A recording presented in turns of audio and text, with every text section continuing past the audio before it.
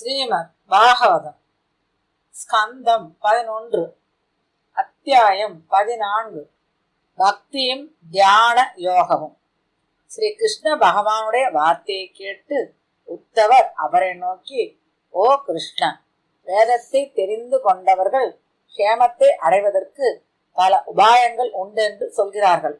அவைகள் எல்லாம் நேரில் மோட்சத்தை கொடுக்கின்றனவா அல்லது அவைகளில் சில முக்கியமா? ஓ சுவாமி, பயனை உத்தேசியாமல் பகவானிடத்தில் பக்தி செய்ய வேண்டும், மற்றவைகளில் ஆசையை ஒழிக்க வேண்டும். ஆதலால் பகவான் இடத்தில் ஸ்திரமான பக்தி உண்டாகும் என்று சொன்னீர் அல்லவா? அதனால் பக்தியே முக்கியமான உபாயம் என்று தோன்றுகிறதே, அதனை நிச்சயித்து சொல்ல வேண்டும் என்று கேட்டுக்கொண்டார். அதனை கேட்ட பகவான் உத்தவரை நோக்கி,